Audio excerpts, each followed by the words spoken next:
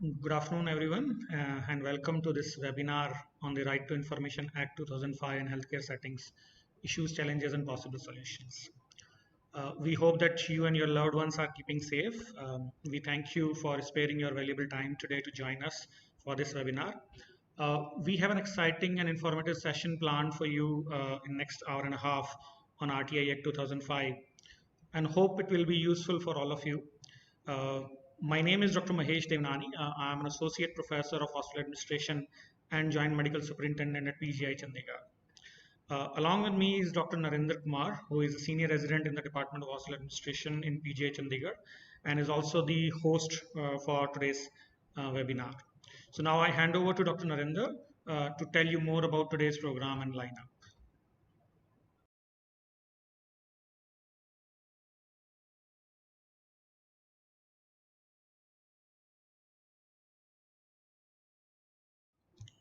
Thank you, sir, and good afternoon, everyone. Today's session on RTI Act in healthcare settings is planned to provide relevant and practical information to PIOs, first appellant authorities, and information seekers. To enlighten us today with us, we have three eminent speakers on the subject. Professor Anil Kumar Gupta, he is Sub-Dean Academics and Medical Superintendent, come Head of the Department of Hospital Administration, PGI Chandigarh. Shri Kumar Gaurav Dhawan, IRS, he is the Deputy Director Administration, and Dr. Mahesh Devnani. I will introduce them in detail before their presentations. If you have any questions or comments during the session, please feel free to write us in the comment section or live chat of the YouTube, and we will try to respond them online in the comment section itself. Also, we will share a feedback link in the comment section later in the session, and we will look forward for your valuable feedbacks on the webinar. So let's get going. First, I invite Shri Kumar Gaurav Dhawan, IRS, who is presently working Deputy Director Administration at PGI Chandigarh. He is also one of the first appellant authorities under RTI Act 2005. He has extensive experience in dealing with RTI issues both in revenue services as well as healthcare. He will be discussing some of the important provisions of the RTI Act. Over to you, sir.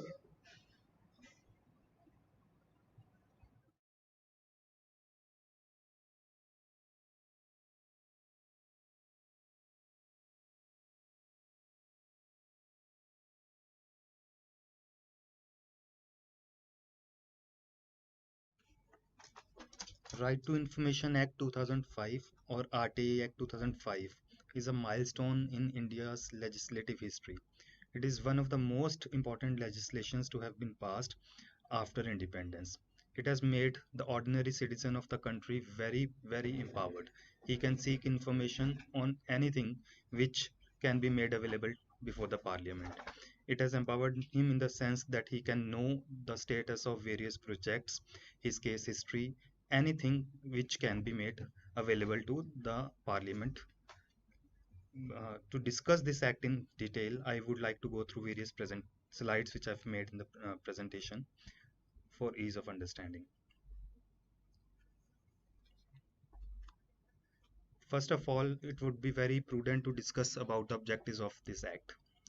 The main aim of enacting Right to Information Act was to ensure transparency in the governance. It has made the people accountable. Any information can be sought by a citizen, and that has to be made available by the person who is holding that. And as we know, India is a democratic country. It is government of the people, for the people, and by the people. And democracy requires informed citizenry, which is very vital for smooth functioning of the country. It makes the government and its various instrumentalities accountable to the governed. Before discussing in detail, it is very important to know what do we mean by information. Information is defined under Section 2, subsection F of the RTI Act 2005.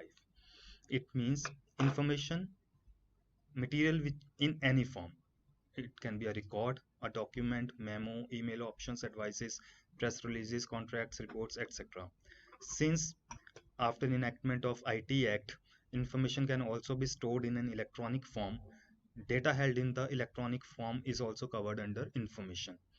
And not only that, information relating to any private body which can be accessed by a public authority under any law, that is also covered under the scope of information. Apart from information, another important term is file, because that information can be made available which is covered in a file. So what does file mean? The Department of Personnel and Training in the Manual of Office Procedure under section 27 chapter 2 definitions, file means a collection of papers.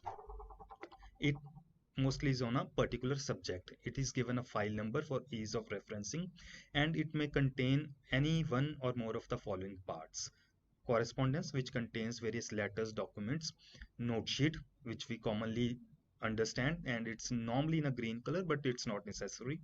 And there can be appendices to correspondence and note sheets as well. Record. By record, we mean any document, any manuscript or file. It can be any microfilm, it can be a reproduction of image or images which can be embodied in a microfilm, and it can also be any material or record which is produced by a computer or any other device. How can that information be accessed? For example, a person seeks information under the RTI Act. How can he access this? First of all, he can inspect various documents, records, or works. He can take notes, because human memory, as we all know, is limited. So it may not be possible for a person who seeks information by inspection of records to remember everything which he has inspected.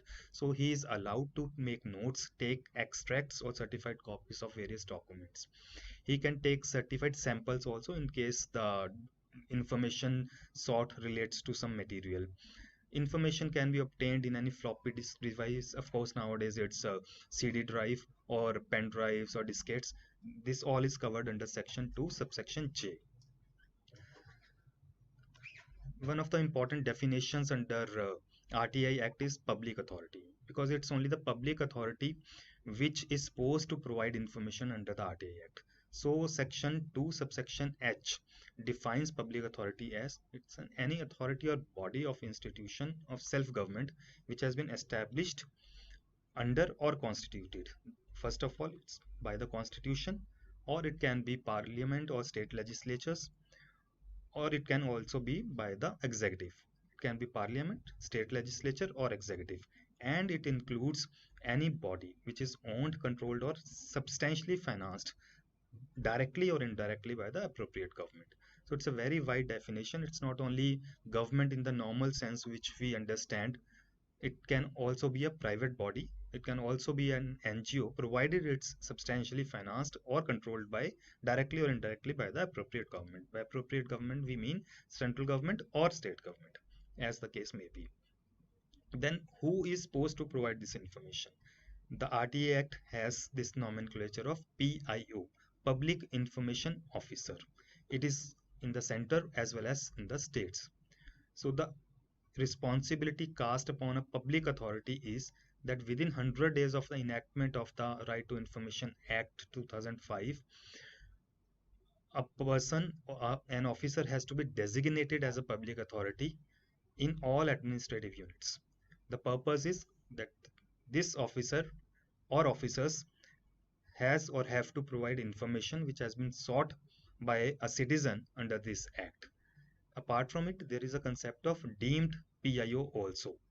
So deemed PIO means sometimes we may seek information from a particular person, but that person may not be holding that information. The information may be held by some other person. So that person who is supposed to provide the information, even if the application is not addressed to him, is deemed to be a PIO, provided he is the custodian of the information. Then there is a concept of APIO, Assistant Public Information Officer. Again, the public authority has to designate a person as APIO within 100 days of the enactment of the act. And the responsibilities of Assistant Public Information Officers are mainly to receive information, requests relating to providing of information under the RTA Act, as well as the appeals. And since he is not the PIO, he cannot provide the information on his own. His responsibility only is to pass on that application to the CPIO, SPIO, that is PIO, or the appellate authority, as the case may be. In case the information is sought for the first time, it has to go to the CPIO, and in case it is an appeal, the APIO will forward it to the appellate authority, which we'll discuss shortly. And if information is sought from the APIO, then 5 days are added to the normal time frame which is given to the CPIO to provide that information. Then what are the various modes of seeking information under the RTA Act by a citizen? As usual, he can seek the information in writing or through electronic means as well. The language can be Hindi, the national language of the country. It can also be in English, and it can also be in the official language of the area wherein the information is being sought. It has to be accompanied by the prescribed fee. There is a fee for seeking information, and that fee has to be paid in the applicable cases. PIO has another responsibility, that if a person who is seeking information doesn't know how to get that information, he has to assist him so as to reproduce it in writing. In RTI Act, one of the major thing is that the PIO, the Public Information Officer, is not supposed to give reasons for the information. That means if a person is seeking any information, he cannot say that give me the reasons why it is being why a particular work is being done in a particular way. No reasons need to be given by the PIO. Similarly, the person who is seeking information, he is also not supposed to give any reason that why is he seeking that information. PIO cannot ask the person who is seeking information that you give me reasons why are you seeking this information. This is not at all required. And personal details can be sought from the person who is seeking information only for the purpose of contacting. No other details which are not related in any way with the information can be sought.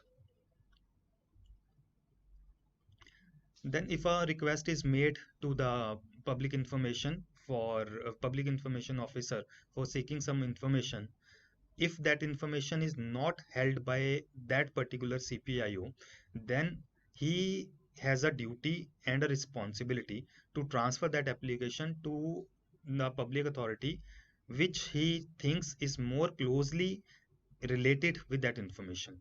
If, for example, if an information is sought from X and X thinks that that information is held by Y, or Y is the more appropriate person to provide that information, that application can be transferred by X to Y. However, there is a time limit fixed for this. This forwarding of request has to take place within 5 days of the receipt of the request. It is not that information is to be provided within 30 days by X and he keeps on sitting on that request for 20-25 days and then forwards it to the concerned person. It has to be forwarded within the first 5 days itself. After receipt of request, the natural corollary is how to dispose of that request. The Act provides that any request for right to information has to be disposed of as expeditiously as possible, but not later than 30 days in any case. That means 30 days is the upper limit within which the RTA application has to be disposed of. It can be even earlier. However, if it contains the life or liberty of a person who is seeking information, then that request has to be disposed of within 2 days, that is within 48 hours. There are certain cases under sections 6, 8 and 9 wherein the request has to be disposed of within the prescribed time frame. If the information is not given within the prescribed time of 48 hours or 30 days, it is deemed that that request has been refused. That is called deemed refusal. Then if in a particular case the information relates to seeking certain copies of documents, then the PIO has to inform the applicant that additional cost needs to be deposited before that information can be provided. If a person is not able to seek information due to certain reasons, like a person may be physically disabled or sensorily disabled, then appropriate assistance also needs to be provided. Then there is a fee also fixed for seeking information. However, in the case of below poverty line card holders, the information has to be provided free of cost.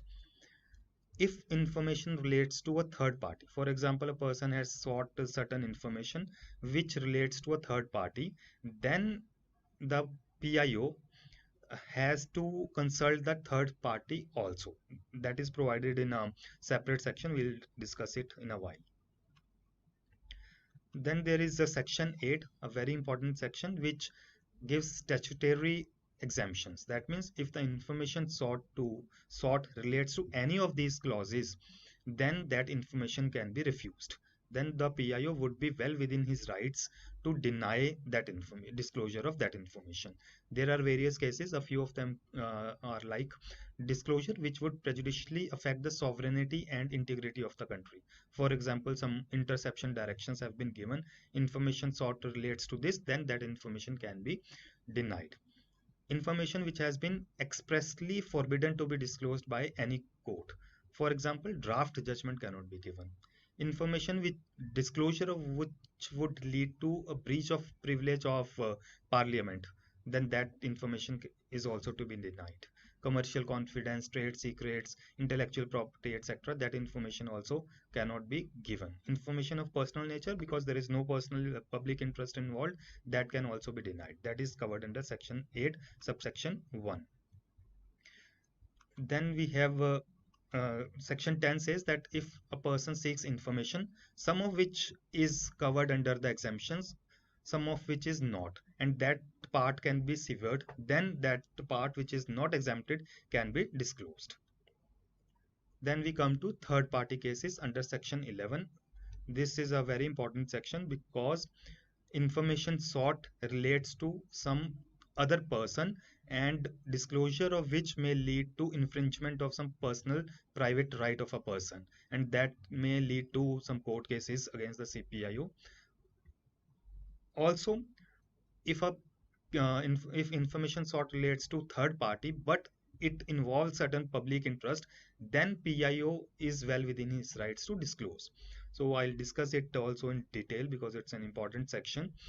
Information supplied by third party has to be treated as confidential. PIO has to follow a particular procedure in case he wants to disclose or take decision regarding that particular request. Then he has to give a notice to the third party first of all, that so and so has asked for information which relates to you. So I request for your views within a particular time, that is 5 days. Then the third party has got 10 days to make representation or disclosure. For example, after seeking views of the third party, the CPIO may want to disclose that information if he arrives at a decision that the disclosure of information would be in favor of public public interest. So then he has to disclose it to the third party that I want to disclose this information. That decision has to be made within a maximum period of 40 days. That means the 30 days which are statutorily prescribed and 10 days for the third party to make a representation. Third party is also well within his rights to prefer an appeal under section 19 in case the CPIO has disclosed that information or wants to disclose that information pertaining to the third party. Then RTI Act has certain authorities which are exempted. That means against whom RTI Act does not apply. The IB, Intelligence Bureau; RAW, Research and Analysis Wing; Directorate of Revenue Intelligence, that is the DRI; Central Economic Intelligence Bureau; Department of Enforcement; Narcotics Control Bureau; certain agencies like BSF, CRPF, etc. This exemption is given because of the sensitive nature of the work which these agencies are handling. So disclosure of that may jeopardize their investigations and may also lead to disclosure of some sensitive information and may lead to law and order problems. So that's why these agencies are not covered under the RTI Act. Then we come to the fee part. There is an application fee of ₹10 which has to be accompanied with the application seeking information. In case the applicant wants to have copies of certain documents, then the rates are also prescribed, that is rupees 2 per A4 size page. In case the applicant wants to have inspection of documents only, then for the first hour there is no fee, rupees 5 for every subsequent hour. And in case the information is sought in a compact disk drive, then rupees 50 have to be added for that CD cost as well. As we discussed earlier, there is no application fee or cost of information for below poverty line applicants. And in case the information is not supplied within the prescribed time of 30 days, then that information has also to be supplied free of cost. The statutory time limits we discussed in various slides. It's 30 days from the receipt of application maximum period. In case the information sought relates to life and liberty of a person, then 48 hours. 5 days has to be added in case the information application is given to the assistant public information officer, and in case the information relates to a third party, then 40 days, 10 days for representation and 30 days normal time. Failure to provide the information within the specified time is a deemed refusal, and deemed refusal may lead to appeal against the PIO. Then there is a appeal mechanism also to take into account the principles of natural justice, that if somebody is aggrieved by the order of the CPIO, then there is a mechanism of appeal, filing appeal before the higher authorities. There are two-stage appeals allowed under RTA Act, first stage and second stage. First stage appeal is within the appellate authority in public authority office. That means there is a CPIO, there is a person who is senior to CPIO. So that is the first appellate authority, and the appeal is to be filed within prescribed time of 30 days of PIO's order. After passing the order, the 30 days are allowed to prefer an appeal, and the decision on appeals is usually within 30 to 45 days. Further, if the applicant is still not satisfied with the order of the first appellate authority, then he has a right to file second appeal, and that is with the Central Information Commissioner or State Information Commission, as the case may be. And 90 days are allowed to applicant to decide whether he wants to file appeal or not after the order of the first appellate authority. Then who can file an appeal? Any person who is aggrieved by the decision of the public information officer, or a person who does not receive a decision within the time period specified. The RTA Act also has penal provisions. The Chief Information Commissioner or the Central Information Commission or the State Information Commission has the power to impose penalty of 250 per day on the PIOs who are found guilty for not accepting an application. A person was well within rights to file an application, but the PIO did not accept that application, did not provide the information within the prescribed time without any reasonable cause, and with the malified denied information. There was mens rea, and he did not provide the information, and deliberately giving incomplete, incorrect or misleading information. Information was there, a request was also made, but destroying that information so that maybe to cover up certain things, obstructing furnishing of information in any other manner, then these penal provisions come into force. Further, the CIC or SIC can recommend disciplinary action against the PIO who is guilty of any of these contraventions. In certain cases, compensation can also be ordered to the applicant.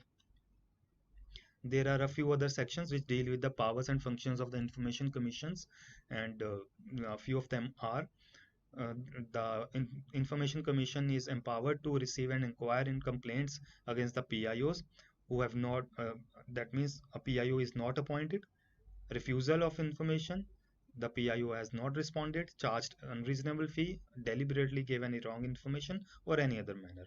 And in appropriate cases, the Commission can also initiate inquiry proceedings against the PIO. And dealing with such cases, the Commission has powers of civil code. That means they can enforce attendance, examine evidence, they can order inspection of documents, summon people, and they can examine any records, and such records shall not be withheld. A few other sections are also there dealing with appeals. Section 19, Section 10, 20 deals with the penalties, 22 deals with overriding effect. That means RTI Act has overriding effect on any other act for the time being in force. And then also it has powers to make rules, and all the rules have to be laid before the parliament. And this of course is a very important piece of legislation, and it has really helped people make the executive accountable, and it has led to improvement in the functioning of the executive. And in days and years to come, it is felt that this act would further empower the ordinary citizens of the country.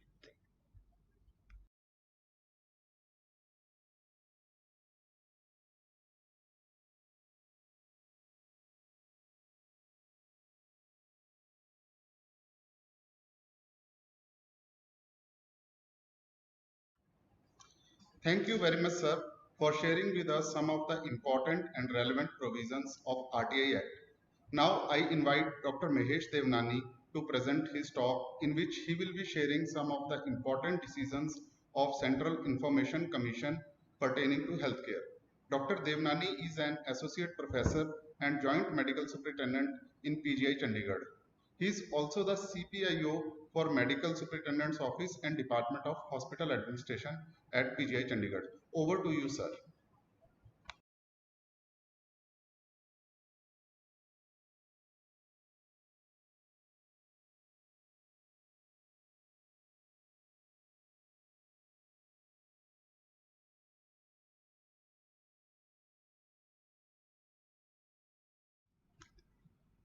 Hello, everyone, and welcome to this second talk of the session on the RTI Act 2005 in healthcare settings, issues, challenges, and possible solutions. In this talk, I will discuss some of the decisions of the Central Information Commission pertaining to the Right to Information Act, and many of these decisions are pertaining to the healthcare setups, and some are which are applicable to the setups other than the healthcare settings as well.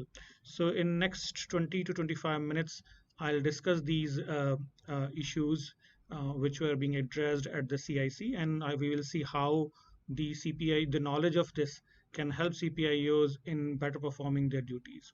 And if you have any questions while I'm presenting this, you can always ask them in the comment section of the YouTube, and we will try to answer them later. So let's start with the presentation.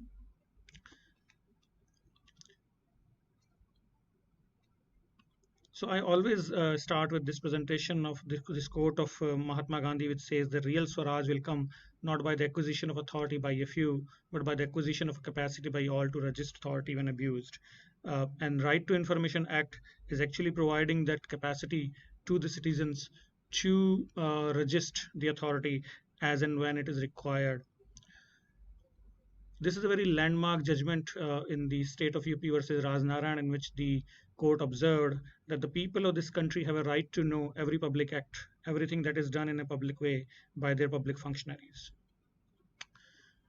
At PGI Chandigarh, in the MS office and in some other offices, the commonly asked information by the information seekers are these. Most of the times the patients are asking for their treatment records, although they can directly ask, but many times they are using the route of Right to Information Act to get that record. Establishment matters, most of the time these matters are pertaining to the employees themselves, so most of the time these employees are asking for the matters pertaining to their services. The personal files and service books regarding pay scales and leaves, regarding status of pending cases or complaints or inquiries, those are going on, and I'll discuss some of the CIC judgments, what to do if the pending cases are going on, if the inquiry is going on, and if once the inquiry has been conducted and completed and submitted, whether or not the information can be shared if someone asks under the RTI Act. Minutes and notings of various meetings, starting from the IB and GP to the common meetings, routine meetings that happen in the hospital, engineering related matters, matters related to the purchase, tenders, all that, and the other matters. So these are some of the landmark judgments, and the case mix, the judgments contain some of the cases are pertaining to the patient care in the hospital. Some of the common issues in the hospital other than the patient care, establishment matters, the matters pertaining to the medical education, because we being a tertiary care healthcare university, deemed university, we are providing the education as well. So many times people ask questions pertaining to the question papers and all that. So I'll discuss some of the CIC judgments on that, and the medical research, the CIC judgments related to the IP and the clinical trials. So this was a case of PGI Rakesh Kumar versus PGI MER, in which the information about an exact date, time, and place of birth of a female child born to someone else between July 2001 to January 2002 was asked, and the PIO replied to applicant requesting to furnish some information so that the record can be retrieved. Although we need to understand that although this is a fiduciary, the information was under the fiduciary relationship, the PIO still asked to provide some specific information rather than asking that someone has given birth between July 2001 and January 2002. And the matter went to the CIC, and CIC directed the applicant to provide the CR number as sought by the PIO and obtain the information he requires. So people just cannot be non-specific and expect PIO to dig and provide all that information. The CIC says that the information asked has to be specific. Many times CIC has also observed that the people are misusing the RTA Act and submit some frivolous requests. This was a case of IIT in which the applicant had applied for a long list of varied information for the last 20 years. And the CIC observed that this amounts to the making a mockery of the Act, and asking diverse and lengthy information seemed to be designed only to put the public authorities under undue and uncalled for pressure, and dismiss the case as frivolous. So if someone is asking for too many information for or of a longer duration, you can ask the applicant to be more specific, or you can use quote this judgment and then can reject the application as well. In another case related to Ministry of Railways, the applicant had filed 5 applications asking for all the records. And during this COVID-19 era, you might have seen we are facing this, that the people are asking same applications but because it is online available, they can submit online. They are submitting multiple applications. So recently I received same application from same person 7 times. Asking for all the record pertaining to the COVID-19 and others. So such kind of requests you might see. So in this case, the CIC observed that asking for all the records regarding various services and categories of staff only amounts to making a mockery of the Act. And the RTA Act does not mean that the public authorities are required to entertain to all sort of frivolous applications. Optimal use of limited fiscal resources is also important, and it is written in the RTA Act as well. In this case, the applicant sought for copies of documents and various other details in 62 serials covering the entire gamut of the functioning of the company.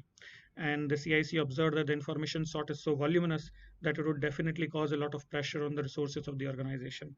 The applicant is at the liberty to ask for specific information which would not cause enormous time and effort to collect and furnish. So you can always see whether or not collating that information or collecting that information would lead to would adversely affect the routine functioning of your organization, your division, or your department, and can take a decision accordingly. In another case related to PGI, the applicant had asked for information on the expenses incurred by PGM on account of education of hospital, and the same was denied by the PIO with the following reasons: that the information is not maintained in that manner. It would take much time to inspect all the files to cull out the information, and compiling this information from the files of all the engineers will disproportionately divert the resources of the public authority. And the CIC actually concurred with this and decided that the PIO accounts branch to allow the applicant to inspect the files of all the engineers for this period of 8 years, so that applicant can compile the information for himself, rather than the PIO or the organization putting all those resources in compiling that information. Many times you will see the people are before the period of 30 days completes start submitting the same application online again and again and again, and various courts and CIC has seen this very seriously. So in this case, the CIC observed that even a single repetition of RTA application would demand the valuable time of the public authority, first appeal authority, and the CIC or SIC if it reaches there. So every repetition of RTA application which was earlier responded will be an obstruction to flow of information and defeats the purpose of the RTA Act. The citizen has no right to repeat the same or similarly or slightly altered information request under RTI Act for which he already got a response. An applicant or appellant repeating RTA application or appeal either once or multiple times, suppressing the fact that it has been provided or the information has been provided or responded to, the CPIO or public authority may reject it forthwith after intimating it along with the reasons. So that is what we are doing here in PGIMER. Whenever the people repeat the RTI, or if it is submitted online, it comes from different sources. So we respond to the one which we received first, and then we, by giving the reference to that response that we have already provided the information, we reject the remaining applications. But the application has to be same, the information sought should be same, and the applicant has to be the same. Many times the matters are sub judice, and the PIOs sometimes get confused with whether or not the information can be provided or not if the matter is in a court of law. So in this case of All India Institute of Medical Sciences, New Delhi, the applicant was denied inspection of the relevant file as the case was sub judice. But the CIC observed that the matter being sub judice cannot be held as a reason for withholding the information, and hence directs the PIO to allow inspection of relevant files by the complainant. Now, if you see the section 8(1)(h), and if you read the whole RTI Act, there is nowhere it says that the sub judice matters are exempted. What it says under section 8(1)(h) is that the information which would impede the process of investigation or apprehension or prosecution of the offender, that information can be, that is information is exempted. But then the PIO has to take a call and justify how in an instant case providing this information would impede the process of investigation. Just merely saying that the matter is sub judice is not enough. In the commission, in another judgment, it also observed that none of the exemptions subsection under section 8(1)(h) of the RTI Act forbid disclosure of information which is subject matter of a court proceeding. In no case it can be held that section 8(1)(h) could be said to apply to sub judice matters. And the Delhi High Court also observed in a case that the matter being sub judice before a court is not one of the categories of information which is exempt from disclosure under any of the clauses of section 8(1) of the RTI Act. Now, if there is a pending departmental inquiry and if someone asks information about that, can that be given or not? So in this case, the CIC observed that the departmental inquiry was in fact a pending investigation under law, and the same attached the provision of the section 8(1)(h). However, if the report of the departmental inquiry has been done and has been submitted, so the report of departmental inquiry can be shared with the concerned employee and is not barred from disclosure under any of the exemptions because the investigation has already been completed. The public authority, however, can protect the interest of the witnesses or the other persons whose names appear in the report by not providing them to the applicant.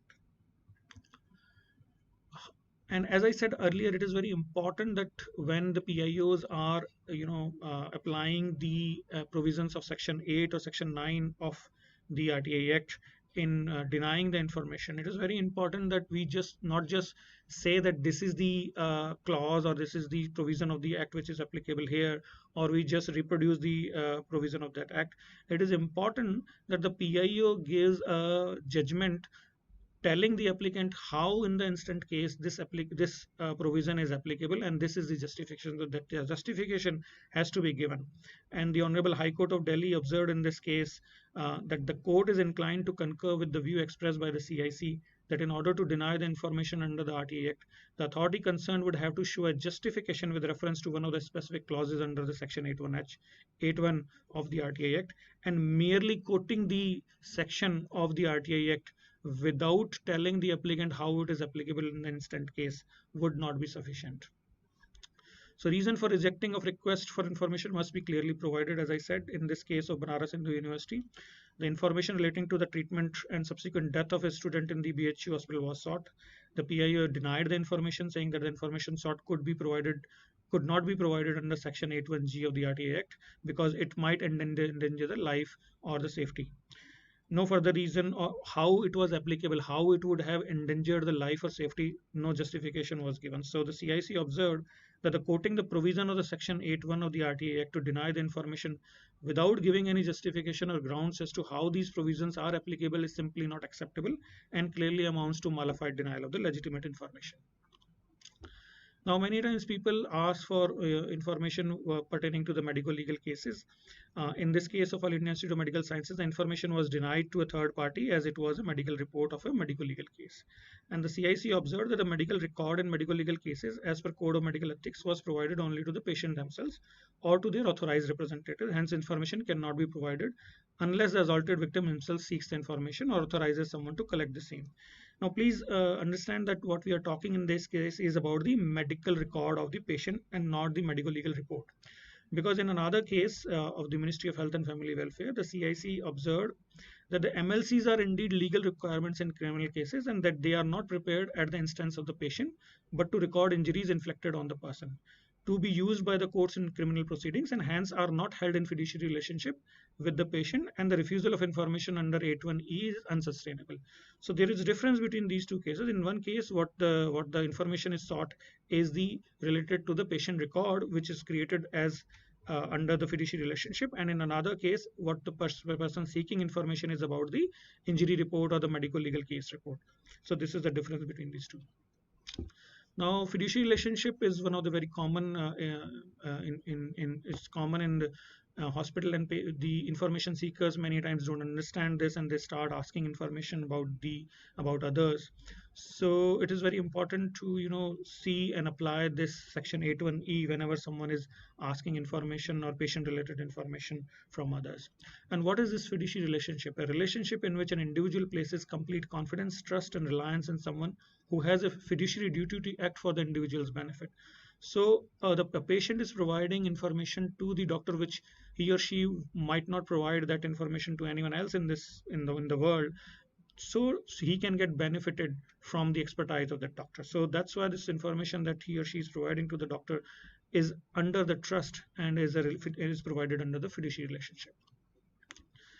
Now, many times people ask information about the third party. In this case of RML Hospital, the CPIO denied information related to applicant's deceased mother. Whereas the CIC said that the applicant to provide proof of the fact that the deceased patient is indeed his mother to the PIO along with a copy of the ID card, and the PIO to provide complete information to the applicant. So what this case actually tells us that we cannot blindly apply the third party clause because in this case the third party was already dead. And in PGI, what we do, we take an undertaking from the next of kin or the legal heir to provide that undertaking that I am the next of kin, and then we provide the patient record or the third party information to the family.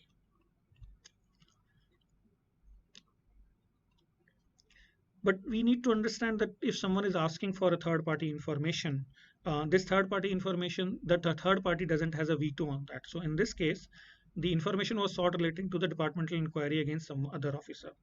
The third party, on being consulted, rejected the request of the CPIO, and based on this rejection, the CPIO rejected the request of the information.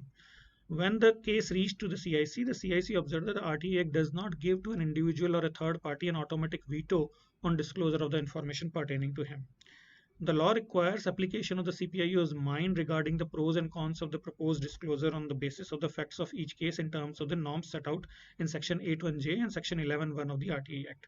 Because these sections also say that if there is a larger public interest, the PIO can actually take this call in disclosing the third party information. So merely just because the third party has said that no, please don't provide this information, PIO still has to apply his mind and take a final call. This was a case of PGI MER. The applicant was denied information as president of the PGI Employees Union because he has asked information on the official letterhead. But this is now a settled thing that people can ask the information on their official letterhead. I can ask information on my official letterhead as an associate professor, and this cannot be denied.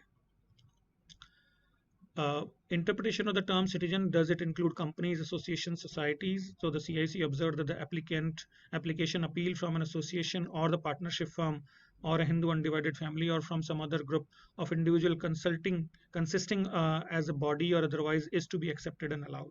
But please understand, some citizen is asking this information on behalf of the association or the partnership firm or the Hindu undivided family, and not a legal entity, because in another case of this Ministry of Finance, the CPIO denied information and it was asked by the applicant in her official capacity and not as a citizen. So the CIC observed that even assuming that a government servant uses the letterhead of the office for seeking information and pays fees from out of his personal funds, an applicant submitted under such circumstances cannot be rejected on the ground that the application has been filed not by a citizen but by a government servant in official capacity. But as I said, a legal entity cannot ask an information. The information has to be asked by a citizen, and a citizen can ask on the official letterhead. The citizen can ask on behalf of an association. But in this case of the Indian Overseas Bank, what had happened that the legal entity had asked question and not an individual. And the CIC observed that there is no doubt whatsoever that Messrs Indian Technomac Company Limited were the RTI applicant and the applicant before the FAA and appellant before the FAA and are the appellant before the commission. As a legal entity, they cannot seek information under the RTI Act. Now, if the information is not available, so if information is not available, you cannot provide that. The applicant was not answered to an hypothetical question and information related to the uses, functions, side effects, allergic reactions, level of toxicity, etc. of some drug. And the CIC observed that the information sought is not available in the records of JIPMER and that it does not fall under the definition of the information. Now, if the information is no longer available, it was available earlier, but if it is no longer available, then what to do? This was the PGI's case, then in which the CIC actually directed the PGI to conduct an inquiry into the matter of missing files. After an inquiry, it was said that the weeding of the old record was done by the order of the DDA, that is the Deputy Director Administration. An affidavit was submitted regarding the said files with a copy of the list of files which were weeded out. So it is important to understand that the maintenance of record, and if we are destroying the record, keeping a list of the files, those are being destroyed as per the institute's policy and after taking the approval of the appropriate authorities only. So that record needs to be kept so that if someone asks for that record, we can provide this information that the record has already been destroyed as per the institute policy and after taking appropriate approvals from the appropriate authorities.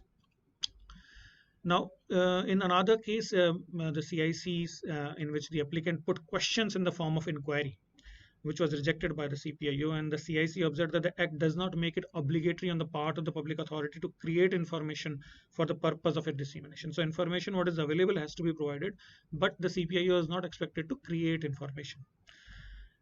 It further said that the information would mean any material in existence and not something that has to be created. Making an analysis of data or deriving certain inferences, conclusions based upon the data so collected cannot be expected to be done by the CPIO under this RTI Act.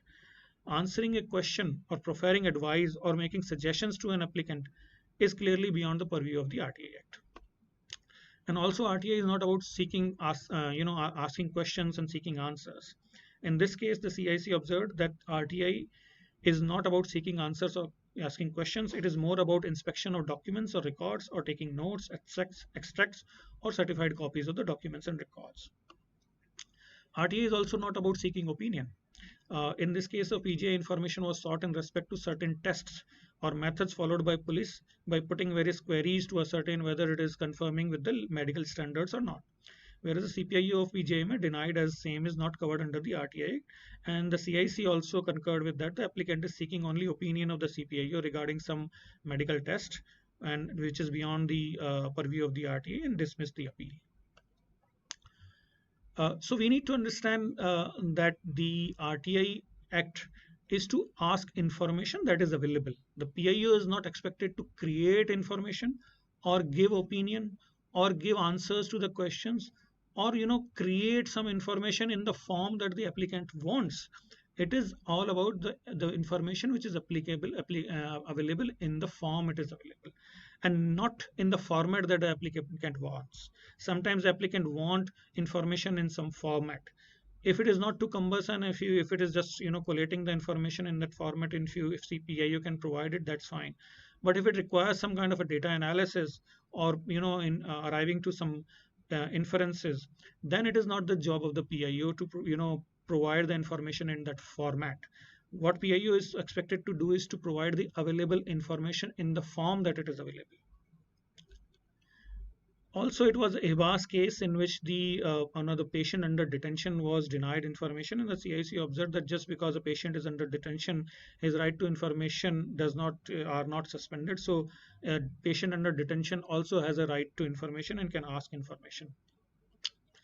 Now, confidential reports and ACRs are now being provided in the RTI. Otherwise, also it is expected that the supervisors provide the copy of the ACR to the individuals. So.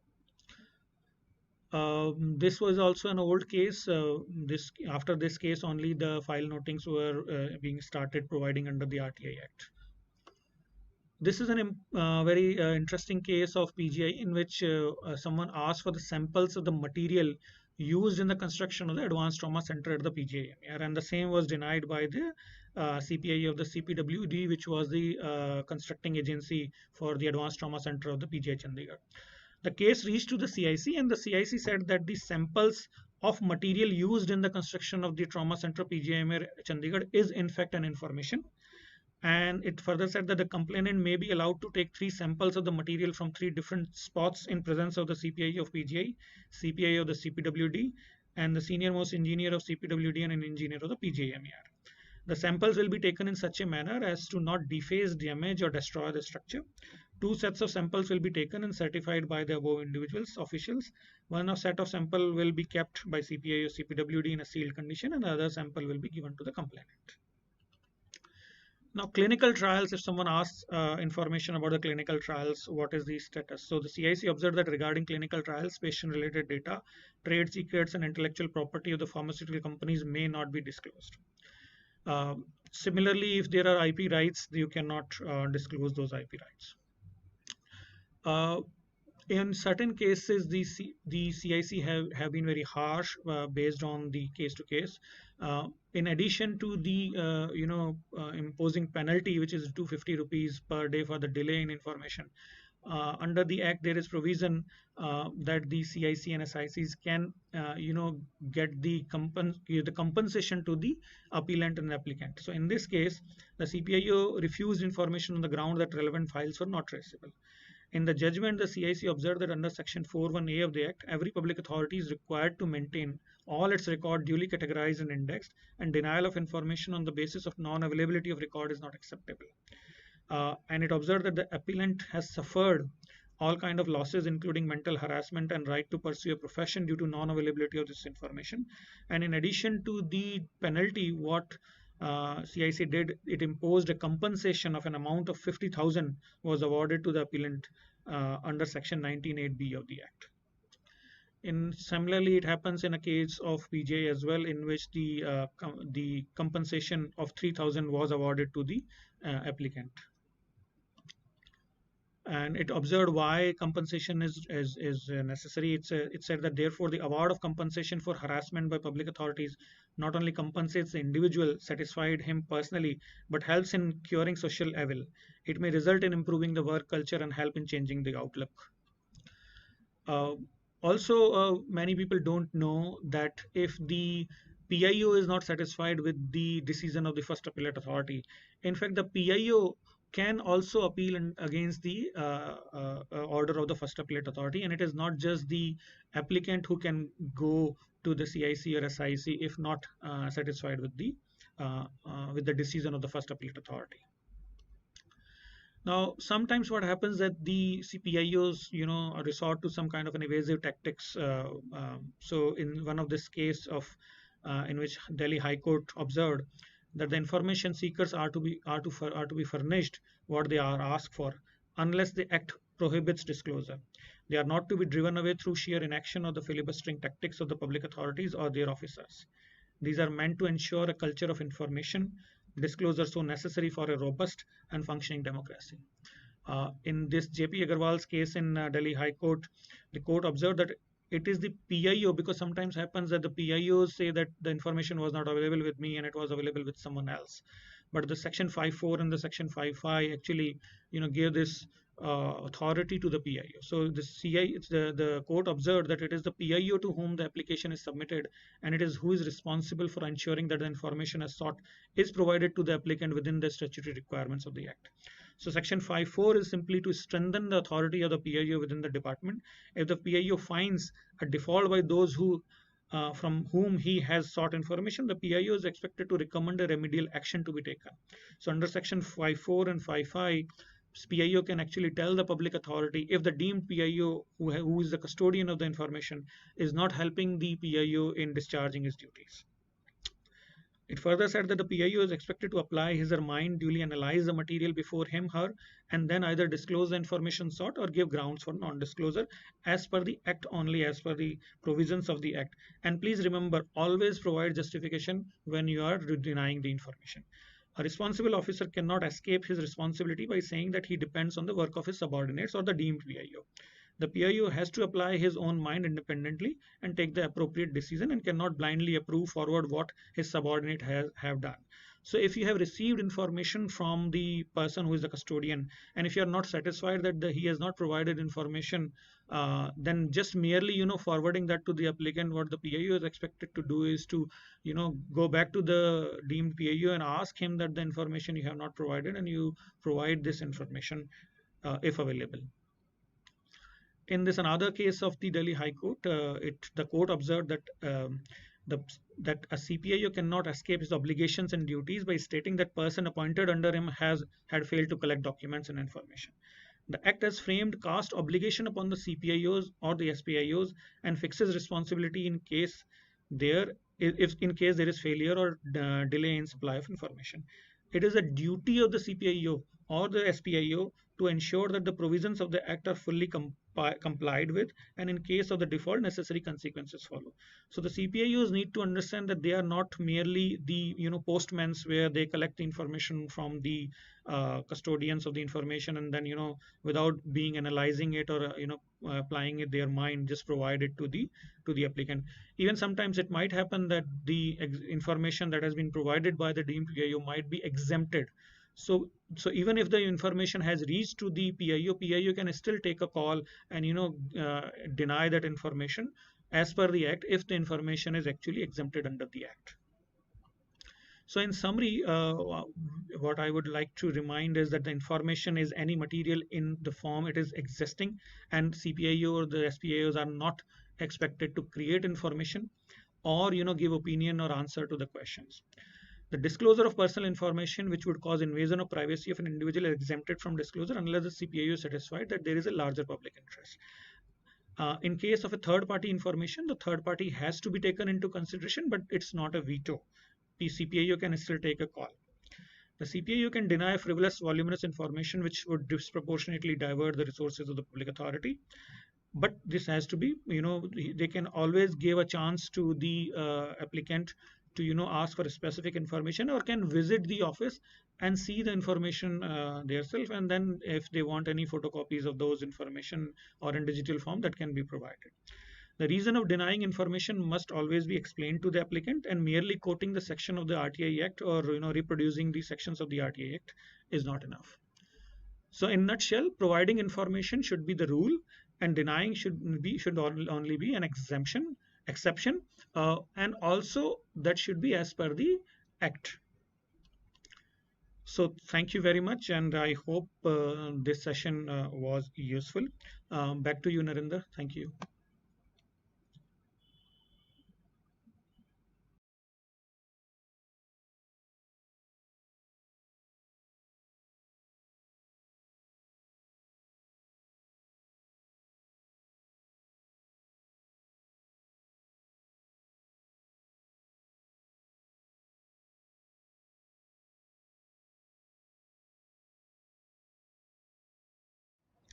Thank you, sir.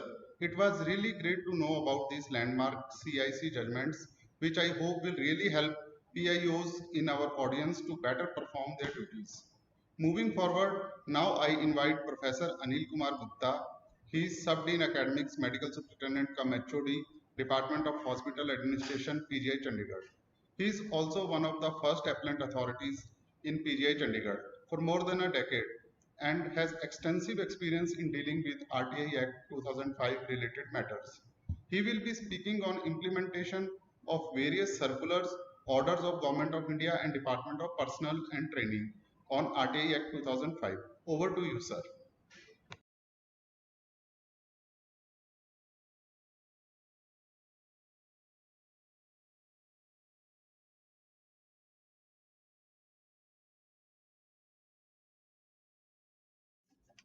Hello friends,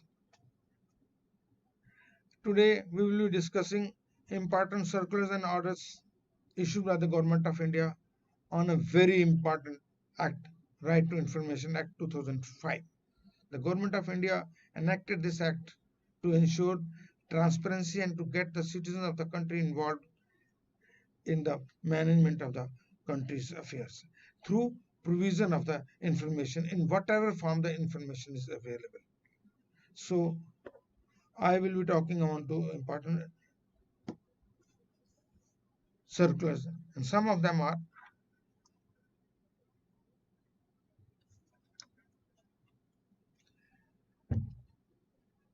the format of the my presentation will be maintenance of the record. What about the record which are 20 years old or more than 20 years old? Who is the deemed PIO? Courteous behavior with persons seeking information under RTA Act. Government has also issued securing the personal information, including Aadhaar number in RTI, whether it is needed or not, whether there is a provision to disclosure of personal details under RTI Act. Also, the presentation will cover regarding personal details of RTA applicants and can we give reasons? Can we ask what, when, where, why, who, and how? There are certain things which are allowed in the RTA Act, and some of the things like why is not to be replied.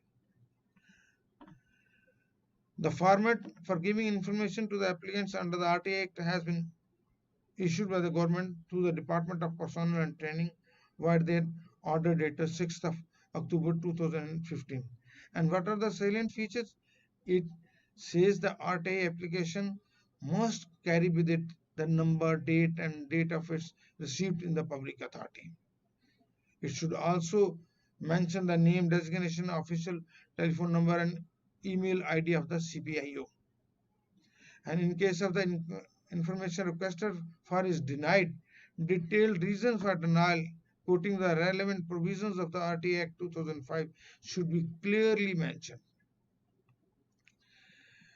The circular further says that in case the information pertains to other public authority other than to whom the CPI information has been sought, the application has to be transferred, and that is covered under section 603 of the RTI Act. Details of public authority to whom application is transferred should also be given. In the concluding paragraph of the reply, it should be very clearly mentioned that the first appeal, if any, against the reply of the CPIO, when the applicant is not satisfied with the reply of the CPIO, may be made to first appellate authority within 30 days of the receipt of the reply of the CPIO. Every organization has defined CPIO's first appellate authorities. And as you may be knowing, the second appellate authority is always the Information Commission. Further, the reply must also mention the name, designation, address, official telephone number, and email address of the first appellate authority. And it should be very clearly mentioned. I will also state here that the application can be received through online also. And my own experience as first appellate authorities, and more people are now restoring to seeking information under RTI Act 2005 through online applications. The order, as I mentioned about the DOPT, further states wherever the applicant has requested for certified copies of the documents or records, the CPIO should endorse on the document true copy of the document oblique record supplied under the RTA Act and sign the document with date above a seal containing the name of the officer, CPIO, and the name of the public authority as enumerated below. True copy of the document oblique record supplied under RTA Act, name of the person, date, and the name of the public authority, as I mentioned in the presentation. It further says that in case the documents to be certified and supplied are in large number, information on the RTA application should be supplied by a designated PIO, public information, that each organization can identify any number of PIOs. But the certification of the document, if need be, could be done by another junior gazetted officer. There is another circulars how to maintain the records. The three main circulars or office memorandum covering the maintenance of records are the one issued in 2007 regarding maintenance of records and publication of information under Right to Information Act 2005.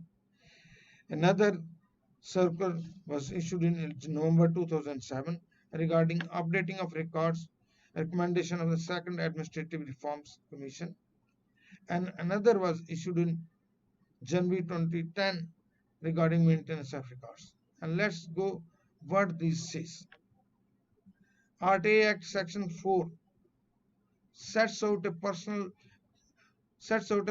regime for transparency by way of suo motu disclosure of information to public as much as possible, so that the public does not have to resort to Section 7. The suo motu disclosure of information can be made on the organization's website. Further, clause A of subsection A makes it obligatory for every public authority to maintain all its records duly categorized and indexed. Hence, record management is an important aspect. My dear friends, with the RTI in force, this has become very, very essential. Otherwise, many of my CPIOs, FAAs, and the organizations have been hauled both by CICs and the courts. Another section 2,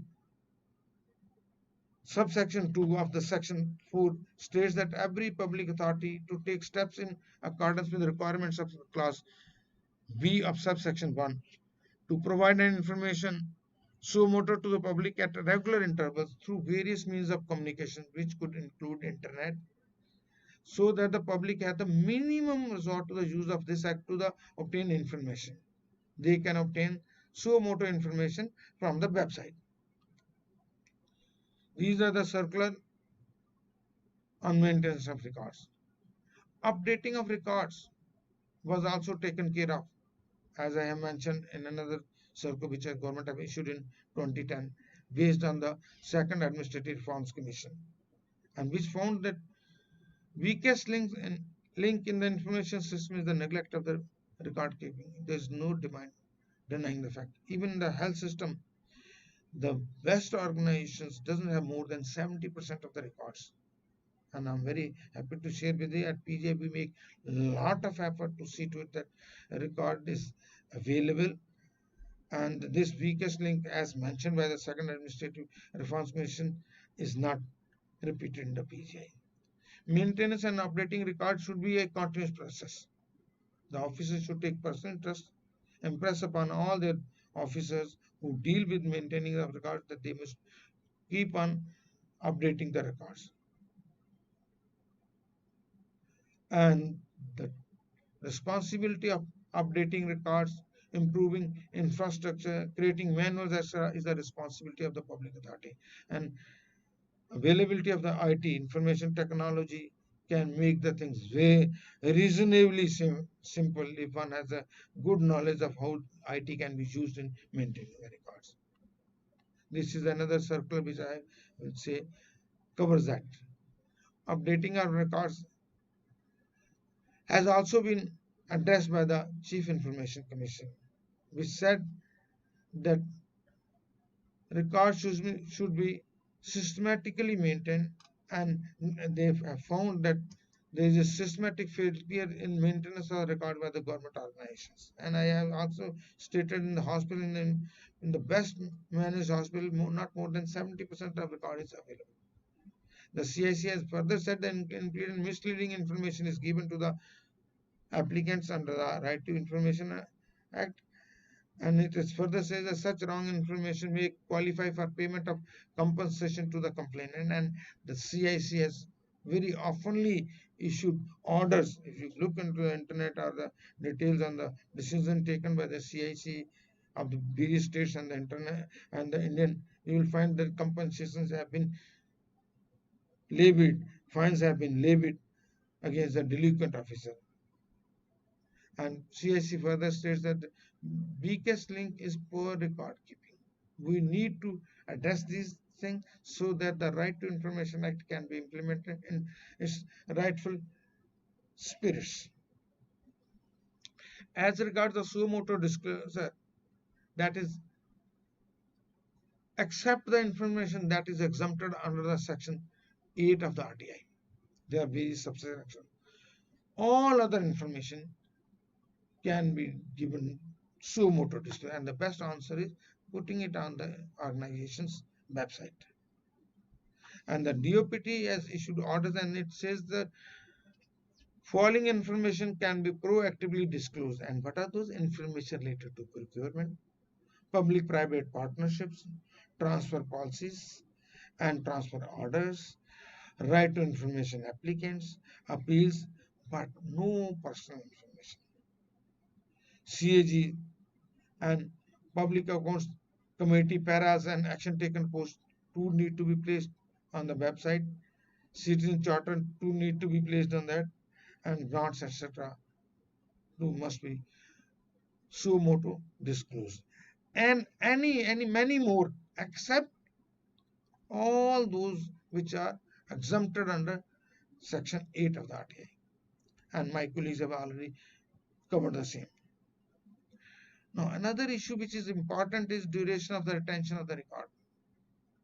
RTI does not prescribe a record retention schedule, but as far as hospitals are concerned, it is mentioned that medical legal records should be maintained 10 years from the last interaction, and the non-medical medical legal record can be maintained up to 3 years of last interaction. We at PGI maintain the record for all times to come and use information technology, because not only to provide the information to the people, but to use it for our scientific research. Record is to be maintained by public authority as per the record retention schedule of the public authority. Its duty, and I have mentioned, covered, that it should be not only maintained, it need to be updated, infrastructure improved, and weeding out must be as per schedule and with the permission of the appropriate authority for the same. There are orders that those records which are not needed can be weeded out, but all financial sanctions, financial records as per the Government of India's instruction must be maintained for the 25 years. All others unnecessary records can be weeded out to make space for fresh records. However, I must say, weeding out of the file does not necessarily mean that the whole record has been destroyed. It is possible that the part of the information sought might be available in some other file, later circular, after the main file has been weeded out. So, when you get an application under the RTI for the obtaining information, all efforts must be made to provide the information. Another issue which is oftenly crops up is deemed PIO, and the Department of Personnel and Training has addressed it through the circular I am mentioning, dated 2008, and it says subsection 4 and 5 of section 5 of the Right to Information Act provided public information officer may seek the assistance of any other officer for proper discharge of his or her duties. Further, it says that the officer whose assistance so sought shall render all assistance to the PIO and shall be treated as a PIO for the purpose of contravention of the provision of the Act. That means deemed PIO. If the officer whose assistance sought by the PIO, you can also say CPIO, does not render necessary help to him, the Information Commission may impose penalty on such officer or recommend disciplinary action against him, and this has happened a number of times. However, such officer cannot send information directly to the applicant. The information has to be sent to the designated notified CPIO. Another issue which government has also come across and found it with necessity to issue instruction was courteous behavior with the person seeking information under that. It came to the knowledge that those who are providing the information are not very courteous. So the DOPT issued instruction, and it said that it is the responsibility of the public information officer to provide necessary help to the information seeker wherever necessary. While providing information to or rendering help to the applicants, it is important to be courteous to the information seeker and to respect his dignity. It further says that while imparting training to the officers should be sensitized about the need of courteous behavior with information seekers. And let me share with you, we at PGI has trained all the CPIOs and deemed CPIOs also in many FAAs, because our institute is very large institute which is around 30 lakh patients, 1 lakh admissions every year.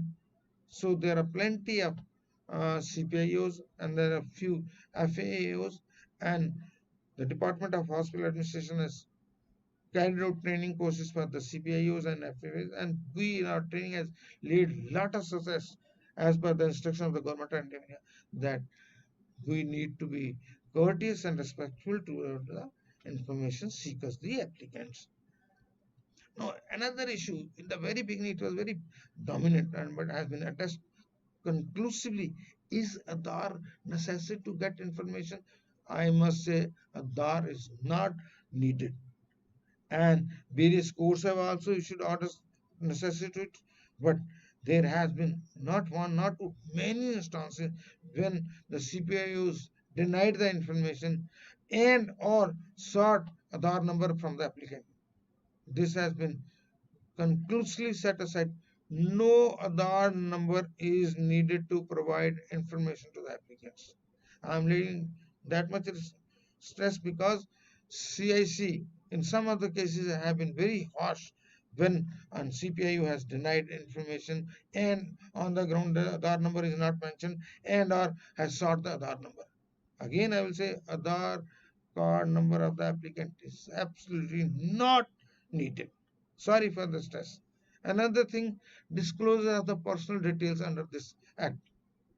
My dear friends, complaints against a government employee and actions taken thereof qualify as personal information and is covered under the Act Section 8, cannot be provided. And personal information, the disclosure of which has no relationship to any public activity or public interest, can also be not disclosed. On the other hand, the disclosure of which would cause unwarranted invasion of the privacy of that individual must be covered. And let me tell you, when this 2005 this act was introduced, I got an application. That time I was the CPIO. The man wanted the details of a lady about her psychiatric treatment. And it struck to me, why is asking about a lady? And on further then, they were husbands and wives, and there were divorce proceeding. Not only I refused it, but this was also covered in Section 8. I must tell you, the RTI is a very simple act. It simply says give the information as much as possible, except all those information which are covered under the exemption clause and which is covered under Section 8 of the RTI. So another, very frequently I get applications as a first appellate authority that the CPI has denied them the information, and they have asked why, how. So the act simply states the information which is available in our record can be provided, should be provided, but we don't have to manufacture the information. The question like why, who, how has no meaning whatsoever. So information as defined in the right to information does not include answer to a question like why. There have been many court judgments, be it CIC, be it high courts. No, I will also share some of the very important.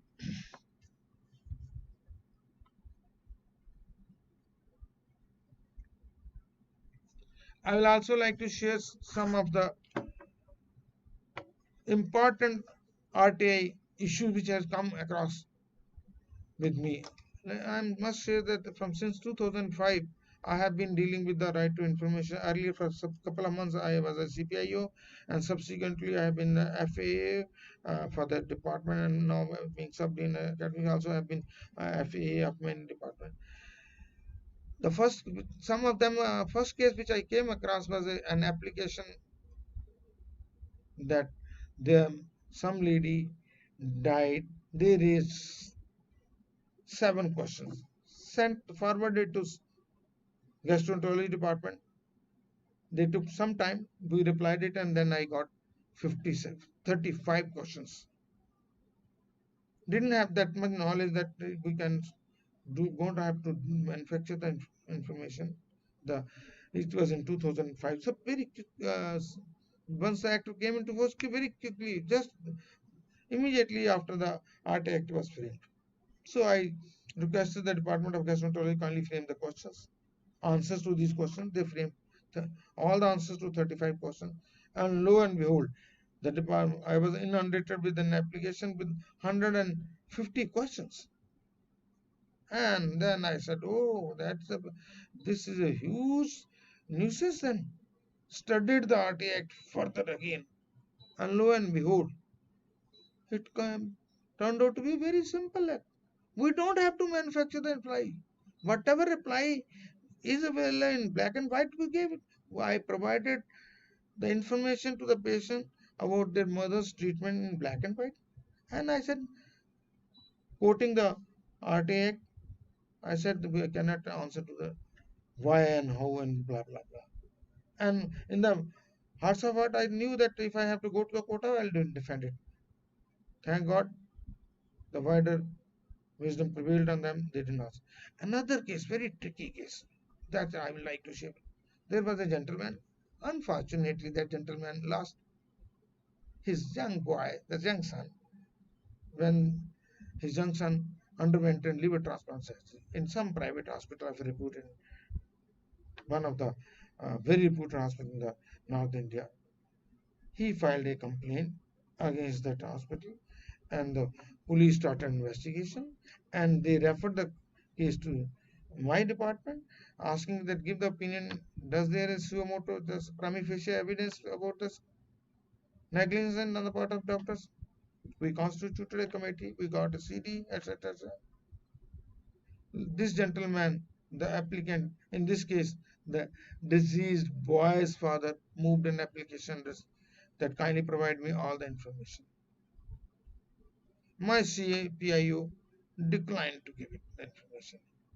However, this applicant appealed to me to kindly provide the information. The information was running into around 3,000 pages, and I issued an order that you can have access to all the documents and you can get all the copies of those documents which you need. So it fulfilled the RTI Act provisions, that giving the information by allowing him to visit the document. This gentleman does not visit, does not procure the information, and he files another application with the CPIO. This time again CPIO declined it. No, this gentleman, instead of coming to the FAA, that is first application myself, he went back to CIC.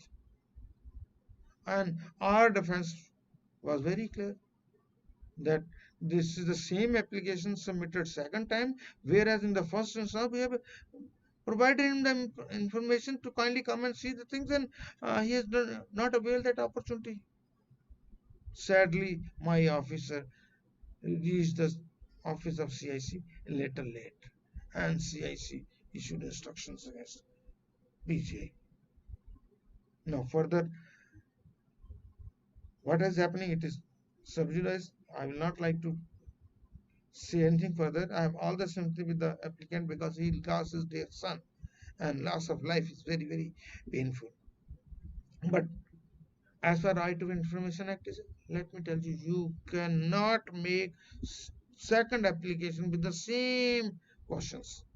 Even if you frame the questions little differently, but asking for the same impression, there is no provision to provide the information which has either been provided or denied by making second application.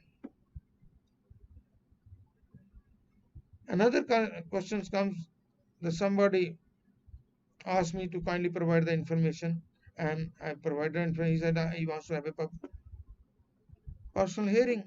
There is no provision of personal hearing in the Act. However, in one of the judgments that it is mentioned that if somebody seeks a personal hearing and it's a discretion of the officer concerned, he can give it. I gave the permission, and I had a huge dealing, spent 2 hours or so, satisfied everything, of course. But my lesson learned is Act doesn't provide the liberty to the applicant to have a personal hearing. Court has issued instruction, but it has not been notified, so discretion lies with the officer, First Appellate Authority or CPI. And in my personal opinion, you should not give the personal hearing. Yes, if the court orders or the CIC orders, that's a different story. Another thing is, some of the people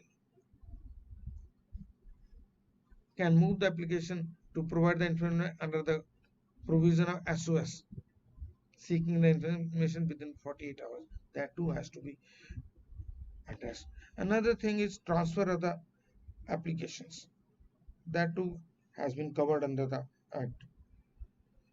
Before I conclude, I must tell you what are the type of people who are very frequently asking the right to information.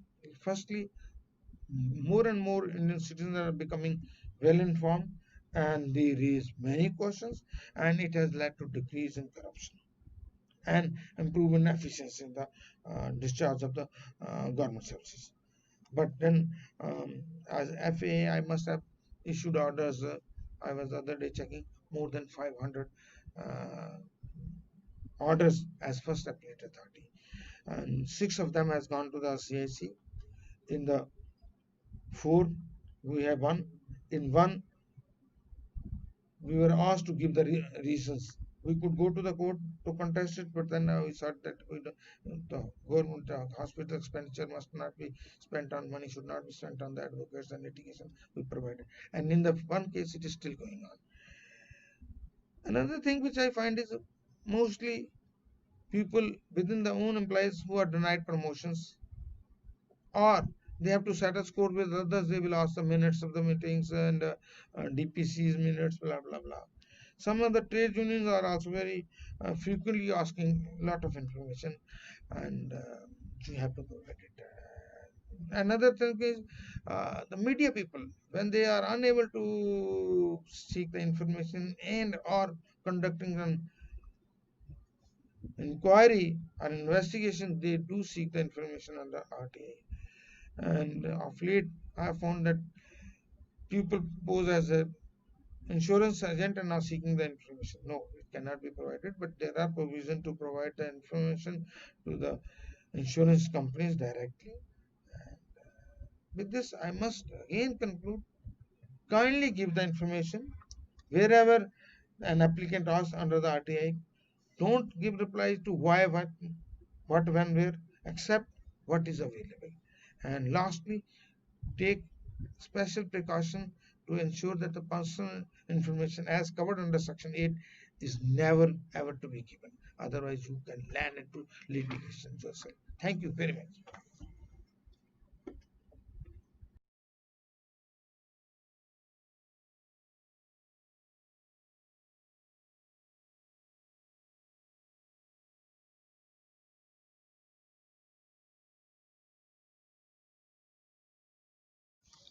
Thank you very much, sir, for this enlightening talk and sharing your practical experience. With this, we come to an end for this session on RTA Act 2005 in the healthcare setting. Hope this was useful session for all of you. Before we leave, we have shared a link with you in comment section for your valuable feedback. This will be an anonymous feedback and we would like to hear your views on the session. So please click on the feedback link in the comment section and provide us with your valuable feedback. Thanks again, all the three speakers and all of you for sparing your valuable time for this session. Have a wonderful weekend. Stay safe.